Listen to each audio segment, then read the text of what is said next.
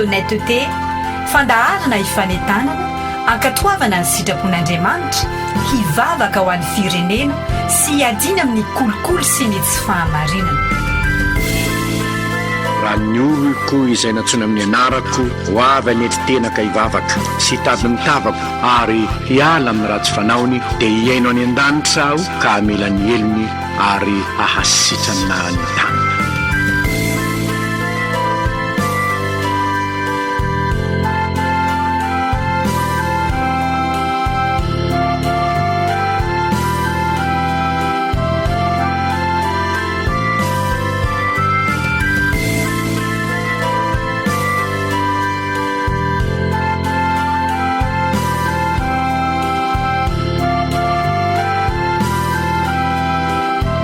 soratra masina ny fahamarinana manandratra ny firenena oabolana toko 720 andiny fatelo amin'ny efapolo. Tsy adidiko izao samirery fa adidiko izaho sy anao.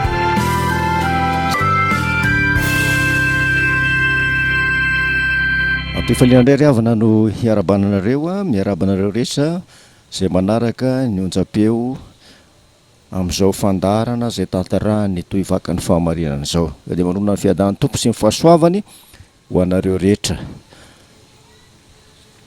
Ao anatin'izao herinandro masina izao moa tsika dia anteraina fa ny afatra rehetra izay ampitaina dia ampahery antsika hibanja mandrakariva ny azo fijalian'i Kristy izay nitondrany ny fahoriana sy nitondrany ny fahotantsika.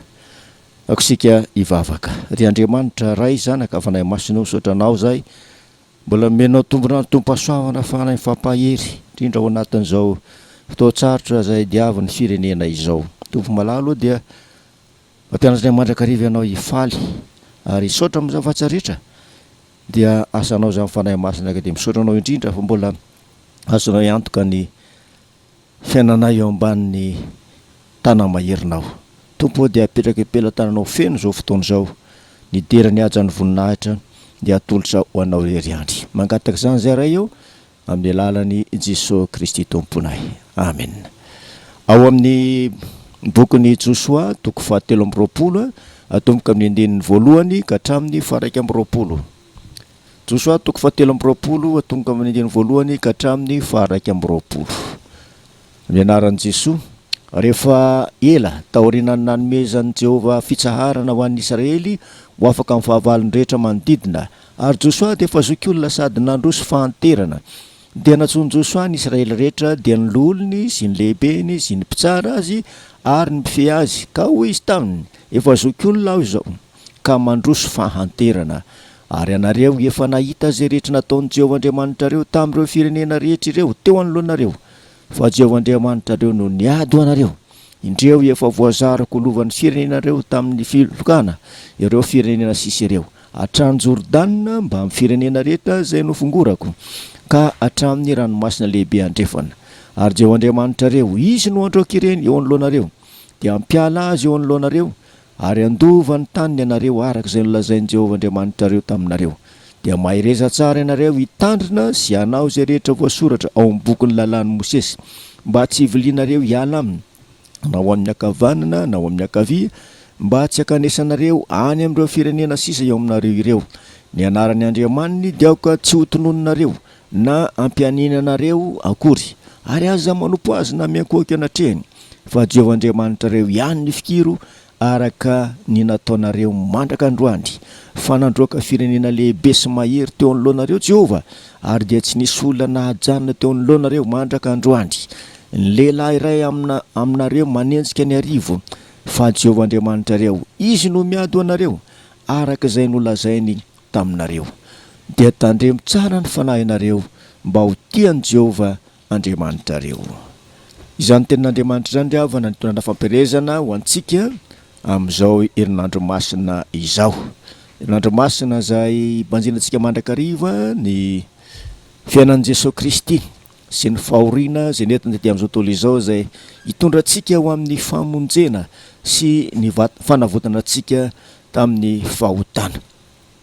Asa tsy maintsy ny tanterahan'ny tompo izany rehefa tonga aty amin'izao tontolo izao izy ary fantany fa tsy maintsy ho faty izy ary hijaly mafy fanirana zay nalatsaka tenajanina no nahazoantsika famelan-kely io Jesosy Kristy tonga anofo tety amin'izao tontolo izao io le Andriamanitra zay ambarany Josoa eto amin'ity boky ny Josoa 7:20 ity ary eo amin'ny andinin'ny 9 dia manafatrafatra Josoa hoy nivaky ny teny amin'nariny tompo hoe fa Jehovah Andriamanitra reo ihany ny efikiro arak'izay nataonareo mandraka ny androany.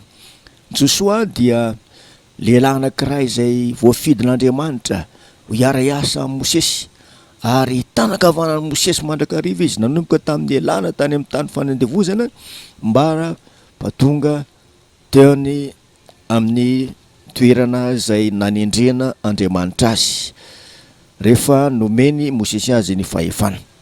Ary dia lehilahy tena matahotra an'Andriamanitra tokoa, lehilahy tena miantehitra amin'ny herin'Andriamanitra tamin'ny fiainany manontolo ary tsy izy ireny ihany fa izy sy ny ankonany dia nasainy niantehitra tamin'ny zan'Andriamanitra zany ary zany nambarany tamin'ireo zanak'Israely fidinareo an'io zay tomponareo fa ilazao sy ny ankona kosa dia anompan'i Jehovah Andriamanitra izahay. Zany riavana dia maneho fa ity lehilahy ity izay mitondra ny anatra sy ny afatrafatra ho an'ireto zanak'Israely no miteny hoe fa Jehovah Andriamanitra reo ihany ny fikiro araka ny nataonareo mandraka androany.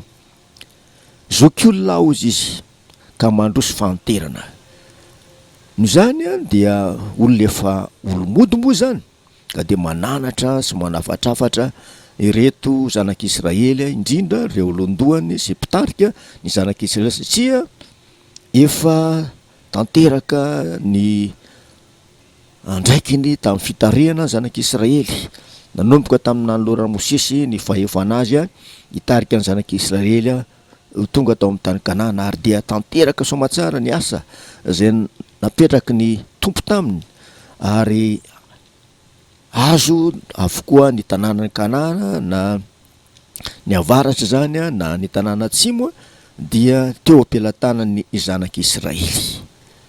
Ina moa no tanteraka izany?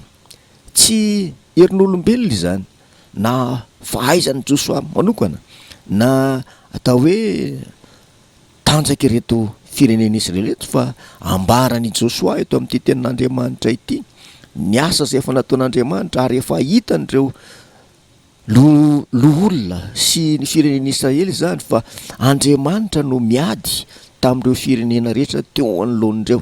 Andriamanitra no miady tamin'ny firenena rehetra teo anoloan'ireo ary zany no ambarany eo amin'ny Josoa 7:20 hoe fa Jehovah Andriamanitra reo no miady ho anareo.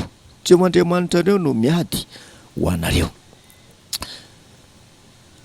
Tsy mora akory havany ny asa zay niendraiketan'ny Josoa tamin'ny fitarihana reto zanak'Israely reto kanefa dia izao hoe marina mihitsy ny tenin'ny tompo fa ny mpanompon'Andriamanitra zay ny fidiny dia tsy maintsy miankina tanteraka amin'Andriamanitra zay ny fidy azy. Ary Jesosy Kristy dia efa napita izany tamin'ireo mpianany hoe raha misaraka amiko ianareo dia tsy mahay manao na inona na inona.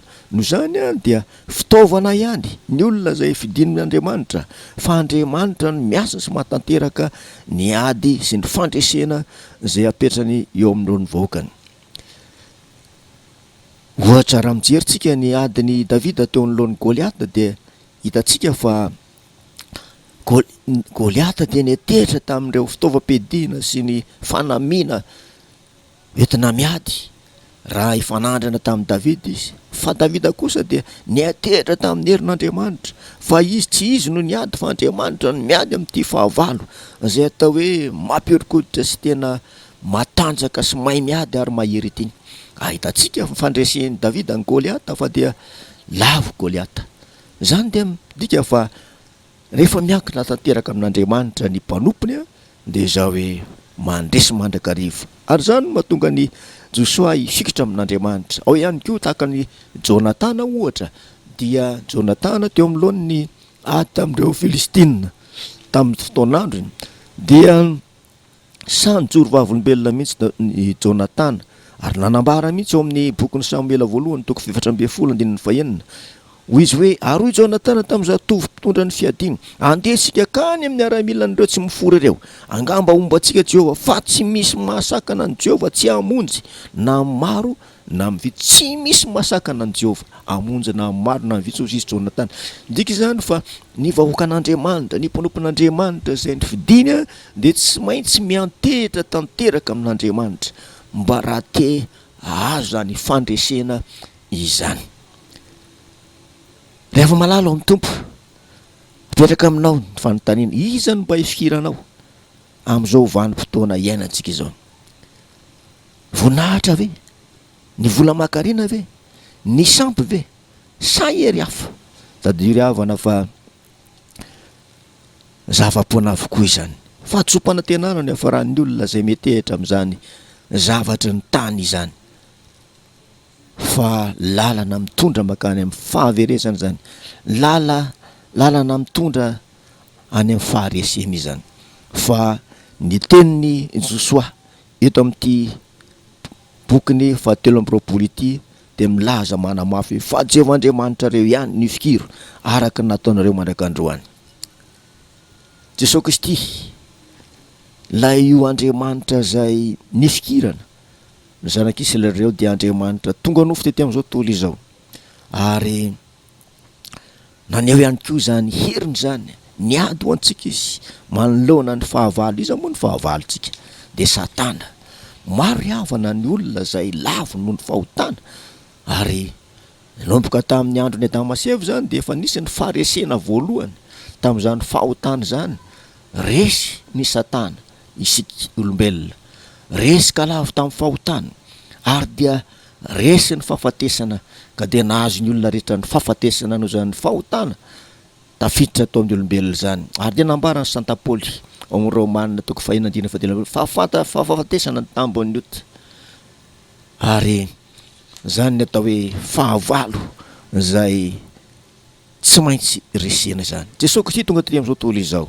ampahery antsika aneho amintsika fa mbola zany Andriamanitra izay niankinan'ny Josoa sy ny fikiran'ny Josoa zany no tonga ty amin'izao tontolo izao izay miady ho aso anao ary manohana antsika mandrakariva mba handresy manoloana ny fahavalo. Araka ny hita amin'ity bokin'ny Josoa ty ravina dita fa nandresy mandrakariva ny zanak'Israely teo ambany fitarihan'i Josoa satria nankiny tanteraka tamin'Andriamanitra ny lalana izay nizorana. Maro ireo olona natrehana nanomboka tamin'ny fotoana izay nandozana ny tany fanandevozana teo anoloan'ny Egyptianina izay noheverina fa tena fanjakana matanjaka tamin'izany fotoana zany ary sarotra ny ahafahany zanak'Israely tao amin'izany tany fanandevozana zany. Kanefa dia zao hoe Andriamanitra ny nanome ny baiso ny toromarika rehetra ahafahana miala tao amin'izany tany fanandevozana zany dia hita fa Andriamanitra mihitsy no manapaka sy miady ary manome ny toromarika rehetra ka mba hivoahany zanak'Israely tao amin'izany tany fanandevozana zany. Ary zany dia lesona ny raisin'ny Josoa tamin'ny fotoana izay nilany tany amin'ny tany Ejipta satria tsapany tokoa fa Andriamanitra no nitantana sy nivimbina azy ireo ka niala tao amin'izany tany fanandevozana zany. Ary zany mahatonga azy teny eto hoe Jehova Andriamanitra reo ihany nifikiro araka izay efa nataonareo mandrakandroany zany hoe nanomboka tany amin'ny fotoana izay nialana tany amin'ny tany fanandevozana mba rehefa tonga tao amin'ny tany Kanana dia zao hoe aza miala amin'ilay Andriamanitra velona dia ilay Andriamanitra i Abrahama, Andriamanitra Isaka, Andriamanitra Jakoba. Raha oharina ny havana ny herin'ny tanjaka sy ny herin'ny reto zanak'Israely dia raha oharina miohatra amin'ny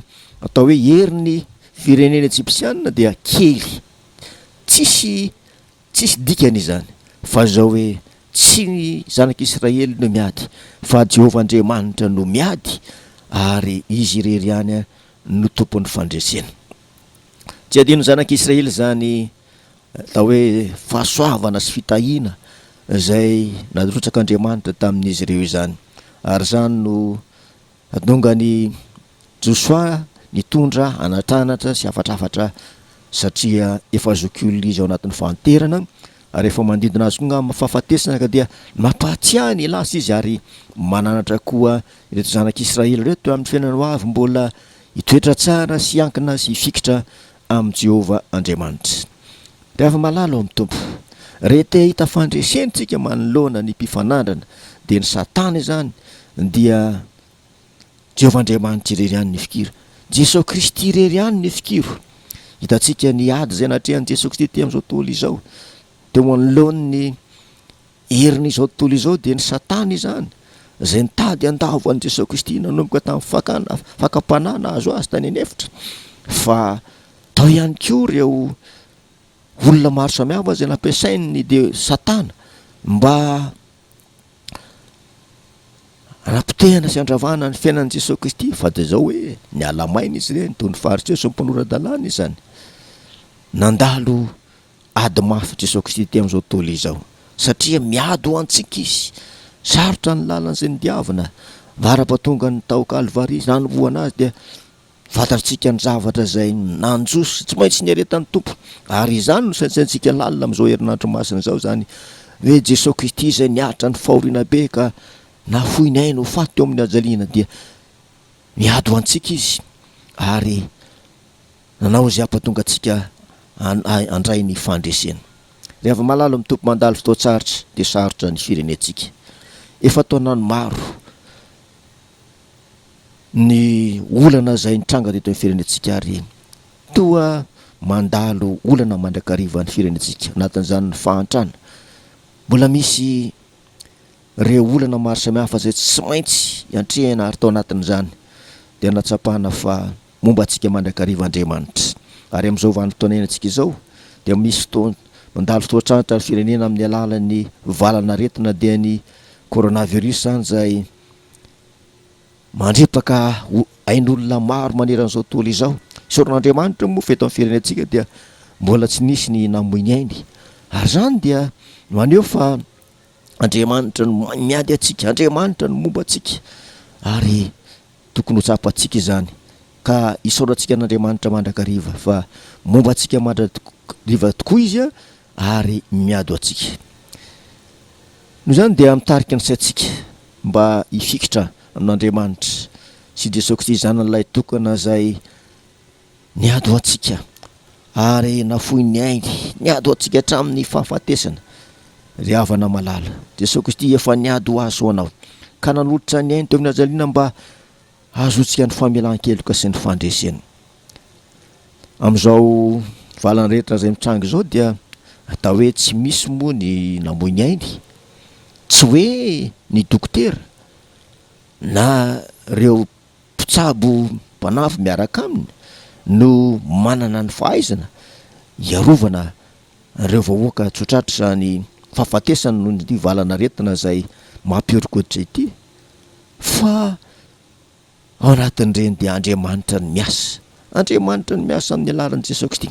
Ary zay no maneho fa Jesosy Kristy maty teo amin'ny ajaliana dia nitondra ny herentsika rehetra sy ny fahorintsika rehetra. Ny zany dia lairana lasany teo ajaliana dia antenaina fa mandrakotra ireny fanafody izay omeny ny mpitsabo ireny ary mandrava zay otrika aretina rehetra ny amin'ny vatany olombelona any, satria lairana latsaka teo amin'ny ajaliana dia raha manana ny heriny manokana ka mandrava sy manapotika izay asany maizina sy ny otrika aretina rehetra.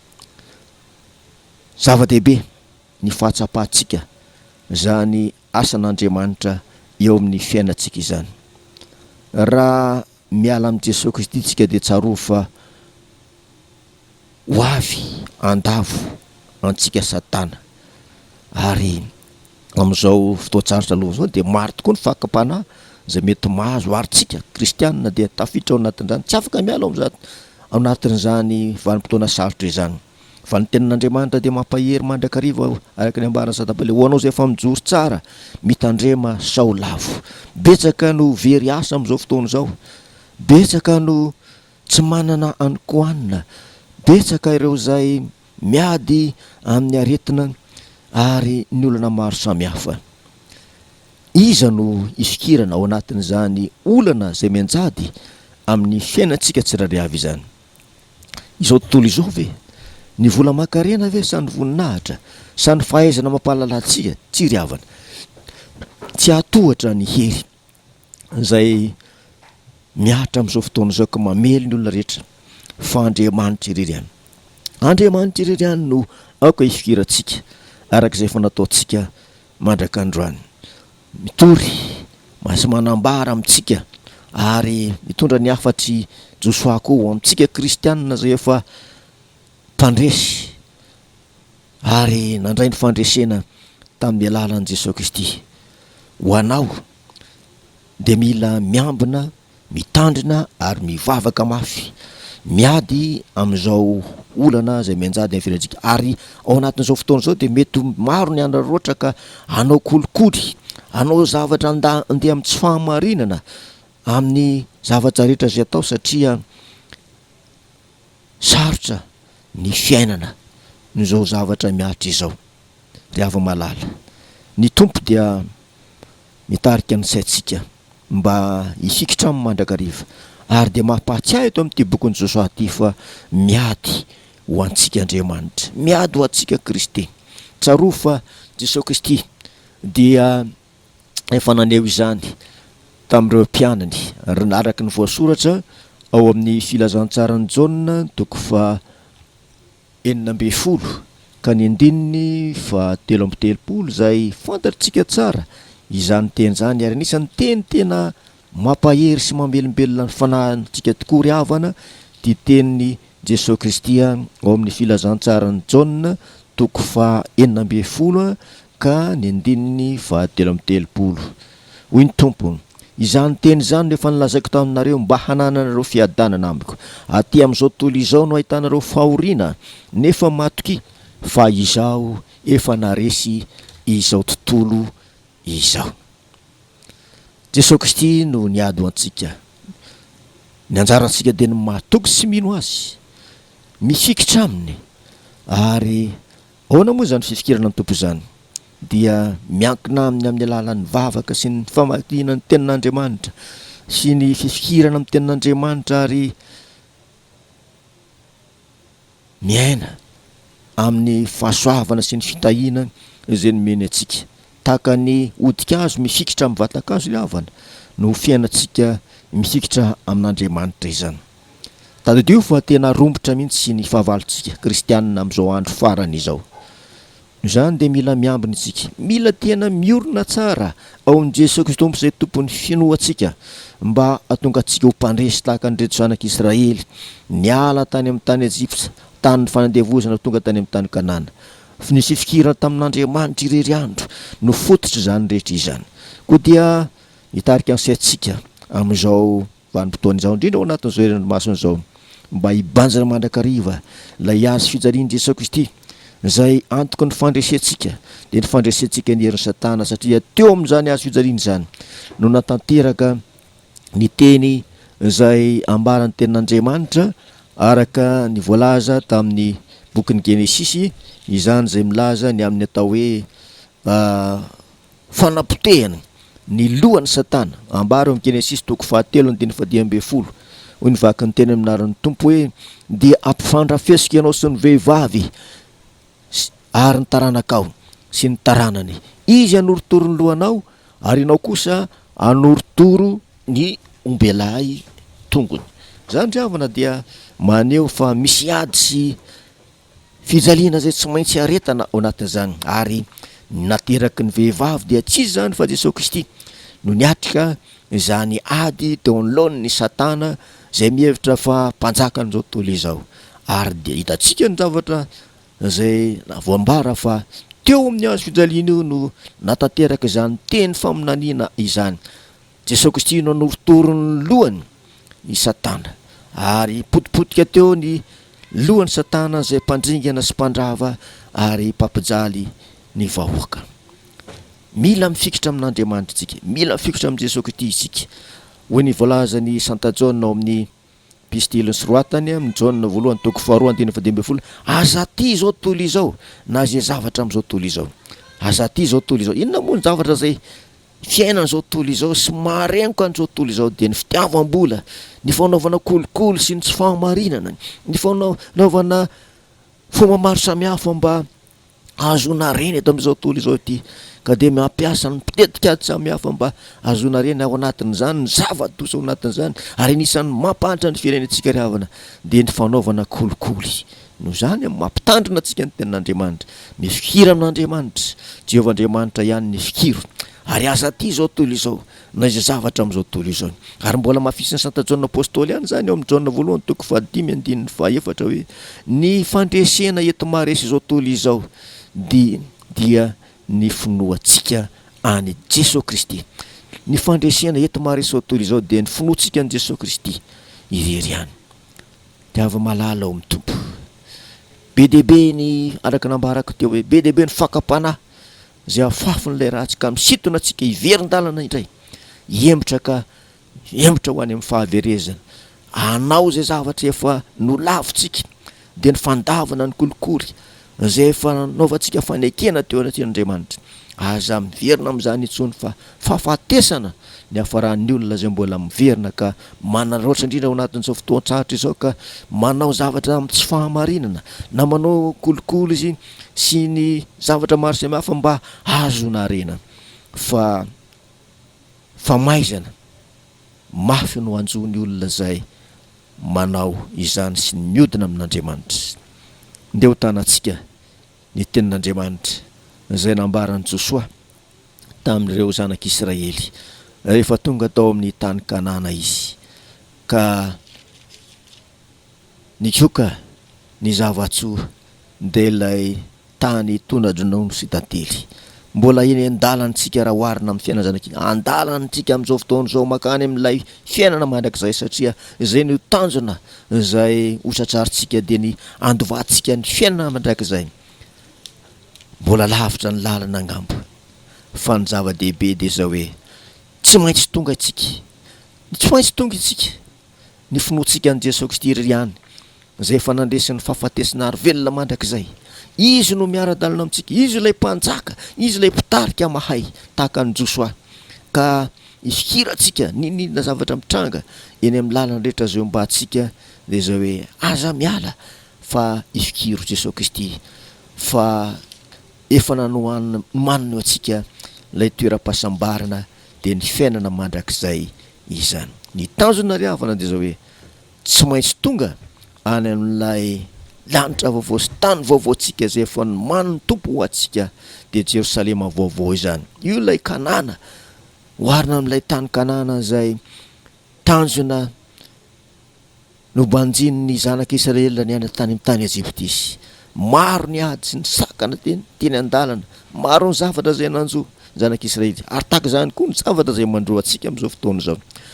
Maro ny ady tsy maintsy atrehana, ao ny aretina, ao ny olona maro samihafa, ny viavererana asa, ao ny tsy fahampiana eo amin'ny ara-tsakafo, very asa sy ny olona maro samihafa. Ady atrehindrindra ao na fa tadidio fa Jehovah ny miado antsika. Banjiro mandrakariva ny azo fijalian'i Kristy zay antoko ny fandresitsika ary ny tanjona ia dia ny fiainana mandrakizay.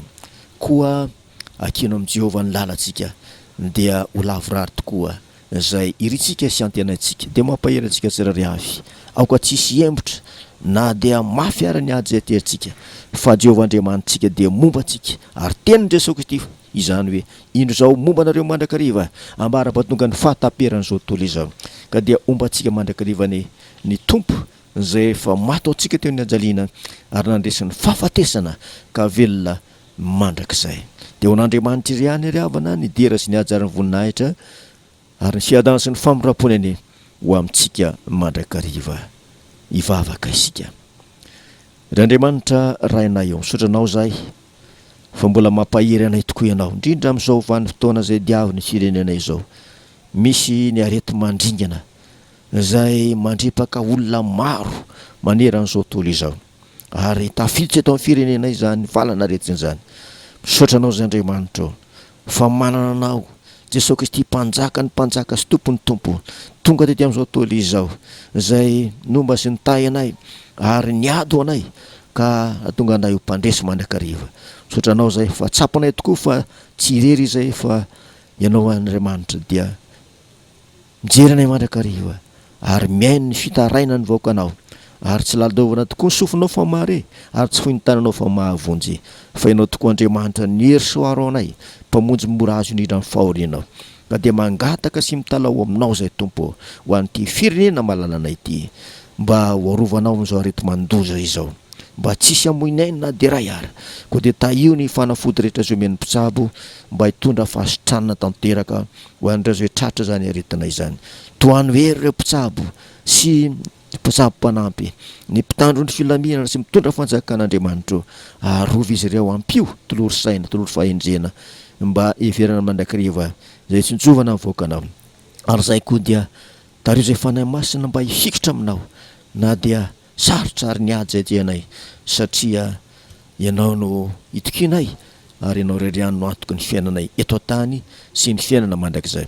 Ka dia ho anao nidera sy ny hajarana voninahitra amin'ny alalanao Jesosy Kristy mahavonjy reriany no manaovanay izany vavaka izany. Amen.